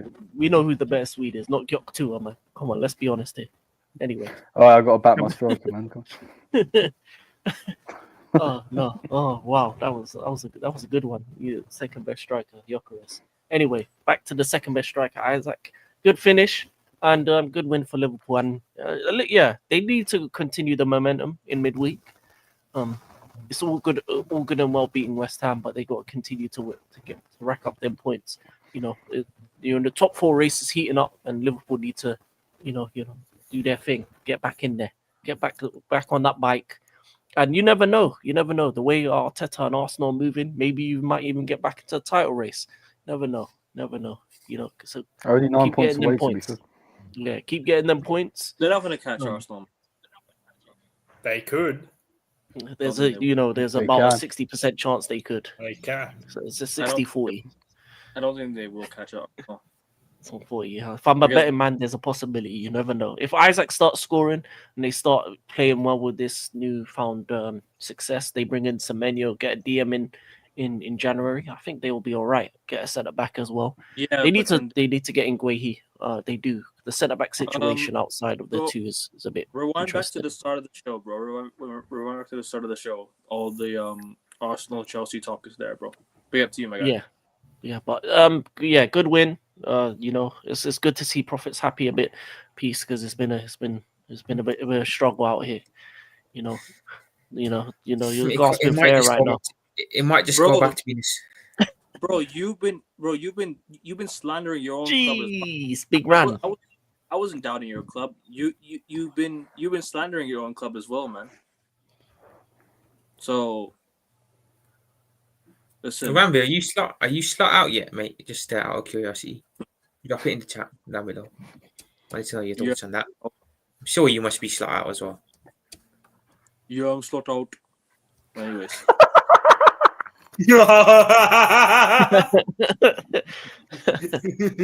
I know, but yeah, no. Slot needs to continue the winning performances because obviously he needs to change the feelings in the fans and get the confidence boost. Also, he needs to be a bit more emotional. I'm gonna lie, Liverpool fans like a bit of emotion. They like a bit of. They need a bit more passion. We need someone charismatic. Definitely. Yeah, I don't think the reason why I'd probably get rid of Slot is just because he doesn't suit the Liverpool football club in terms of the management style. I disagree. No, because look at Klopp and Rafa, man. Of course, United fans are going to say we disagree. The Fox. I'll tell you why. I told this on Friday, bro, on the preview show. I said that a lot of your signings are not signings. They're not hit. They're mostly the Liverpool board signings. Liverpool board wanted Isak. Remember when Slot went to the Liverpool board that he wanted to keep Luis Diaz? The Liverpool board sold Luis Diaz and brought Isak in. That's the wrong move, in my opinion. If Slot wanted to keep Luis Diaz, you tell the manager, all right, we're going to back you on that one. You don't just go backstab him and say, all right, we're going to sell Luis Diaz and bring you Isak. That just completely ruins his overall style of play. I think if Slot kept this last season team, barring Ekitike, barring who else? Barring maybe adding Chiesa to the lineup, I think you guys will be fine. I don't think you. No. Let's not be revisionist. Diaz was mid. Let's be honest. He was sometimes maybe good, sometimes maybe shit. He's doing well at Bayern now, though. I mean, he's the same at Bayern. He's sometimes maybe good, sometimes maybe shit. That's what he's always been. He's been. One day he will get a goal. The other day he'll be disappearo. The next day he'll get a goal or an assist. The next day he'll be this. You needed better than Diaz. No. He can't stay. He's got to go, mate. Yeah, man. Yeah, you need someone with a bit more passion. None of this doing what United do, man. Where they just keep the manager for the sake of it. He's got a family to look after. High standards. Actually, you know who would be good for Liverpool? Simeone would be good for Liverpool. That's the type of manager they love. Hella passion, hella dark hearts. I think we're gonna go for someone like I think we'll go for Alonso and Augustman personally this summer. That's what I think. I don't know. Do they have the the hugging and that and there's only one person who has that. Man says bring Romero in January, bro. To Liverpool. Spurs Romero. Yeah, he wants to. Okay, guy gets sent off every other week. Nah, man, no. To be honest, if Romero doesn't get sent off, he's actually a decent centre back. I don't. That's the good fit. That's the best thing about Spurs is their defense right now. Liverpool should try and lure Van de Ven away from Spurs. That's who you should bring in. Van de Ven's a better choice, exactly. You should bring Van de Ven in. You should bring Van de Ven and Semenyo. Those are two game-changing signings right there. If you bring Van de Ven and Semenyo, excuse me, not Semenyo. You bring in Semenyo and Van de Ven, bro. Those are two game-changing signings already for Liverpool. Isn't Van de Ven injury prone though? I wouldn't rely on him. Injury prone like that. I think he gets injured with I think in training, hardly in games. I think it's more in games. He runs too quick. It's like he runs his hamstrings to the ground. But that's a good thing though, because you remember his goal that he scored, bro. He completely ran the whole pitch, similar to Heung-min Son. Like he ran the whole pitch. Yeah, but he's not a winger. To be honest, he'd probably be better than the Spurs wingers right now. Let's be honest. Well, true, but I still think that you're better off trying to bring in a better center back. You have to upgrade. If you're gonna keep Konate, you have to make sure you have the best of him next season. You need to make sure that he gets the best out of Konate next season. You need to make sure you get the best out of Van Dijk while he's still here. I know Van Dijk's already he's not in his prime no more. He's past that. But while Van Dijk That's crazy. you still need to what do you call, get the best out of what you have at the moment, or either flip Van Dijk for another center back in January. He's gone in the summer. Van Disney's gone in the summer. He's doing too much backup dance, too much aura defending. I'm gonna lie, man. He's part. You know what's annoying about him is he makes a mistake and then complains to someone else. Anyways, let's get to score predictions because I do wanna. Oh yeah, we're going on a bit long. My bad. No, it's okay. No worries. Anyone else want to add on Liverpool before we go? Whoever playing in midweek, Sunderland. Yeah. Ooh, that'd be tough. But Anfield, they'll be buoyed up after that victory in London in midweek. I'll go 2-1 Liverpool. I reckon Xhaka screamer to open the scoring, but Salah will actually no, not Salah because he's out. Late winner for Liverpool. Go ahead, 2-1. Profit first. Salah's probably going to come back into the team anyway for this game. I'm pretty sure he'll come back into the team. The probably rotates. Maybe we can build off that win. Maybe it's just a one-off again, but I'm gonna back us 2-1. I think we'll get the W over the line.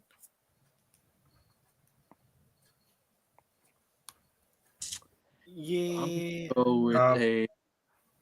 Sorry, Jack. Go on, bro. I'd probably say, just 2-1 Liverpool. Yeah, that's all.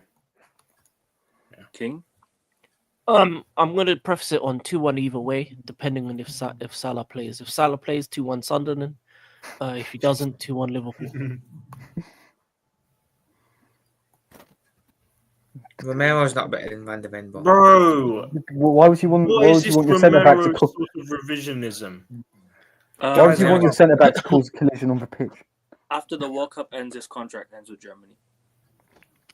Oh, okay. yeah. So looks like Zidane probably in it. Get Zidane back on an interim basis.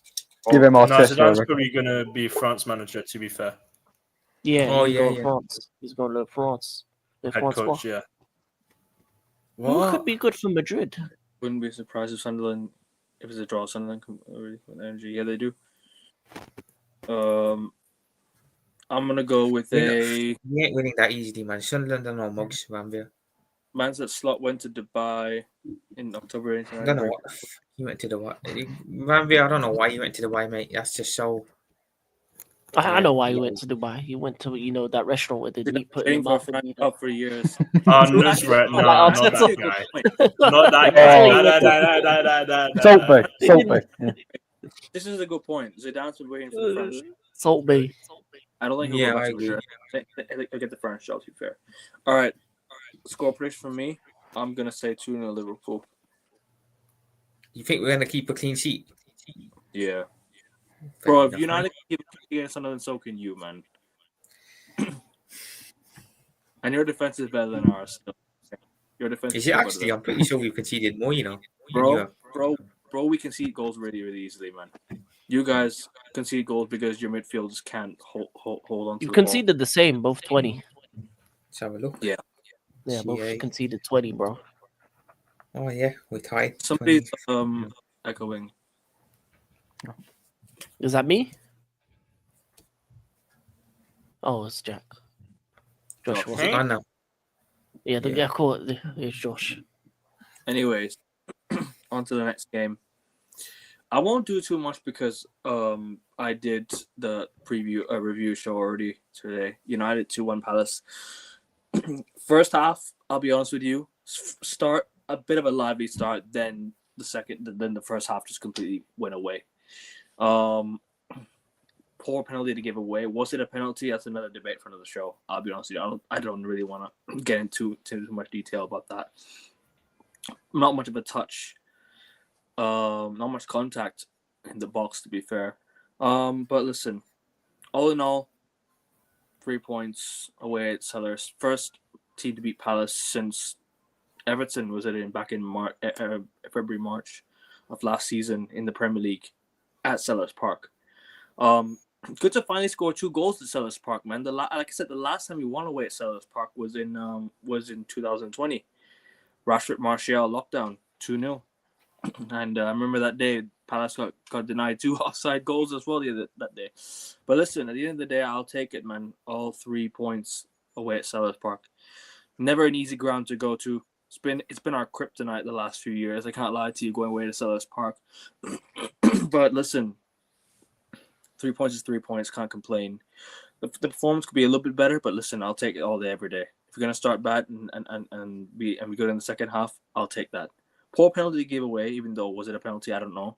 And a double touch by Mateta, retaken, and he scored.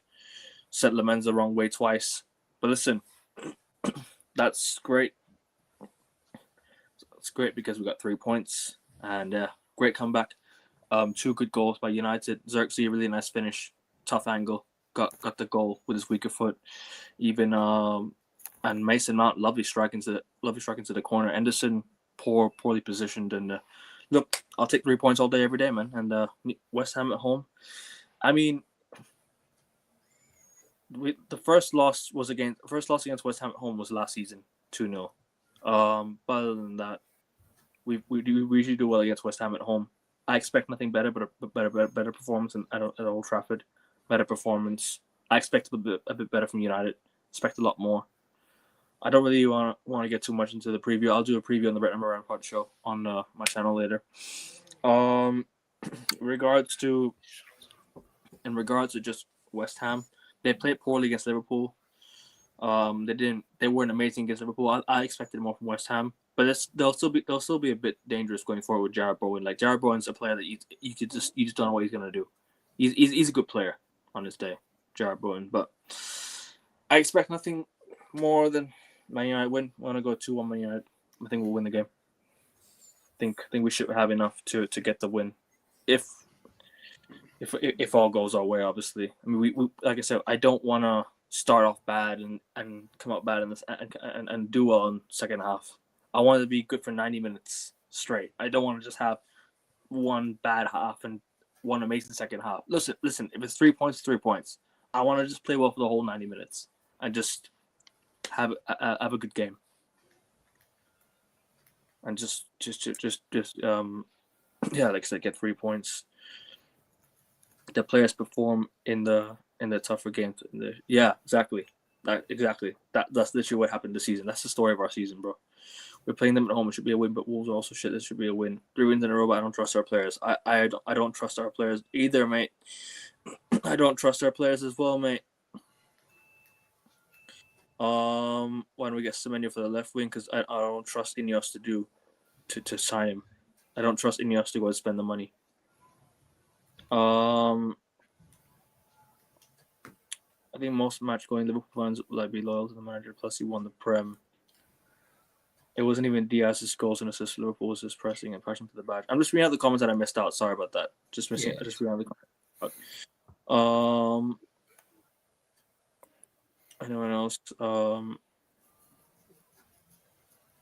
Anyone else? Any other comments, real quick? No, not really. I'll do more. I'll have a preview show in a couple days, so guys, tune into that one. Anyone else want to get the score predictions away? 2-0 United, I think. Okay. 2-1 West Ham. I won't be surprised. 2-2 draw.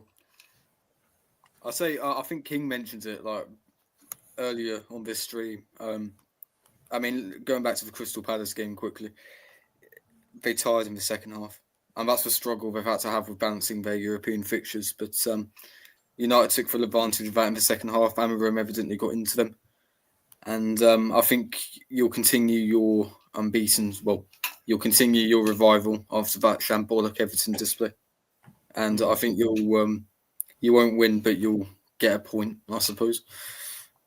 This is not slow good. and steady progress, mate. I will not say. Who's this guy? Who's it into Instagram? Because the guy staying here, bro. We got 4 great panelists on, including the host. Like, yeah, bro, trust me. This guy has to come back with like weird comments. Anyways, I'm on him for time. Don't worry about it. Not in person, but he's been in my chat for time. Thank you very much. Is he one of your pals? No, never seen him. Anyways, everyone else, King, have you been to score prediction yet? Oh, for United, it's a weird one because West Ham, they gave who did they have on the weekend? They gave Liverpool too much respect. I think the problem with Nuno is every time he gives a team respect, he loses it because West Ham don't really have what it takes to like defend like that. And I feel like when they don't respect a team is when you see the best of them, because then you see the likes of Somerville and them actually trying to attack. So I don't know if they respect you or not. Does Nuno respect United? I'm gonna go 2-2. I just think it's gonna be a draw. It's fair. I'll say my heart says 2-1 Man United, so I'll stick with my heart 2-1 Man United. I mean, I like I told you guys, I don't like to predict against my team. I don't like it. You know what I mean? As much as I'm not always the most positive guy about my own football club, I don't like to predict a loss or a draw against my club. So I'm gonna say 2-1 Man United. I think hopefully we can get the win. I mean, at the end of the day, it's West Ham at home. We should be able to, try and get 3 points. If not, then that's just failure. Like, they've not really had a good sort of season, aside from obviously the last 3 games that they've not been too bad before Liverpool. But yeah, 3 points is all I ask for. 2-0 West Ham, Man United, says Renbeer. Anyways, I think that's about it. Mess is full and through. Come on now. Easy. Well, there's no such thing as easy, but we should be able to get 3 points. Any other games you haven't predicted yet? Oh, Brighton, Aston Villa. Can I just say real quick? Sunderland, great comeback against Bournemouth, and great goal. So great goal scored by Sunderland, wasn't it? Or was it Sunderland? Or was it Bournemouth that scored that long range goal? It was Bournemouth, wasn't it, that scored that long range goal? I think so, yeah. Everyone else, we could give your score predictions for the rest of the games. What was it again? Sorry, Bournemouth, Everton. 3-1 Bournemouth. 2-1 Bournemouth.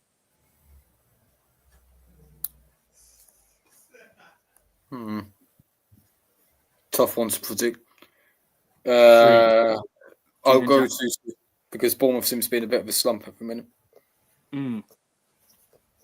Everyone. Ranvir's not very confident with Wolves, are they? Well, Bournemouth Everton 1-1 because Everton don't really have a goal scorer. Like, as much as Barry's been good for them, I don't think he's been. Everton obviously lost the game against Newcastle because they didn't take their chances, and then Bournemouth haven't been that consistent either. So yeah, 1-1. Jack. 3-2 Bournemouth. Brighton, Aston Villa. 2-1 Brighton. Yeah, same. I was going to say 2-1 Brighton as well. 2-1 Villa. I'll be up for game. Villa won their 3-0 last season. I'll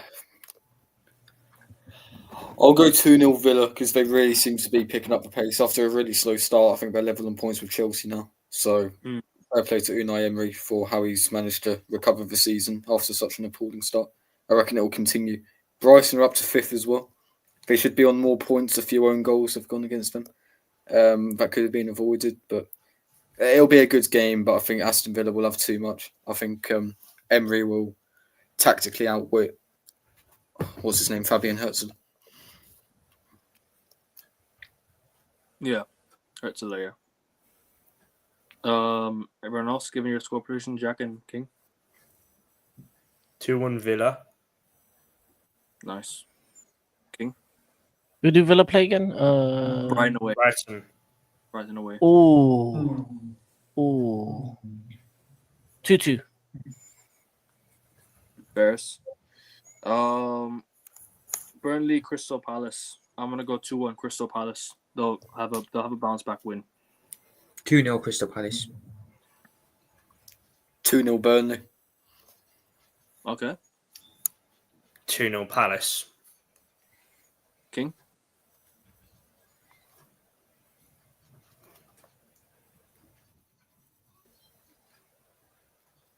3-1 Palace. Wolves, Forest. I think that's the last game we haven't predicted yet. 3-0 Forest. 2-0 Forest. 2-0. I'm gonna go with a 3-0 Forest win. 2-1 Forest. Everyone else? King, have you given me your score prediction? For what game? Wolves Forest. Forest, yeah. Oh, that sounds 0-0. Everyone else giving their scores? Mm-hmm. FPL real I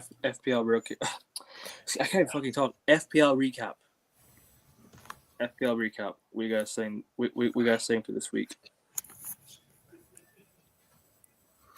Well, Sarr, with his ankle injury, I had to take him out. I put Semenyo back in, so hopefully he turns up against Everton. I've switched my vice captaincy from Semenyo, who previously had it from Sarr, onto Igor Thiago. Hopefully jinx him a bit so he doesn't turn up against us. Other than that, it's the same. I've got Henderson in goal, back three of Munoz, Cucurella and Jurriën Timber. I'm not sure if Cucurella will start, considering this is only 3 days after the Arsenal game. But anyway, a midfield four of Mbeumo, Grealish, Semenyo and Granit Xhaka, with Igor Thiago, Erling Haaland and Nick Voltemade up front.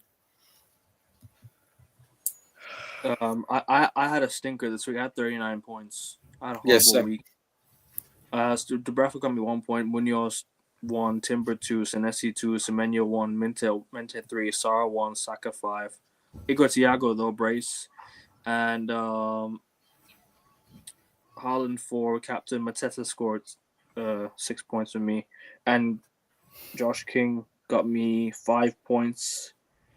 On the bench, and Steve got me 3. That's literally about it.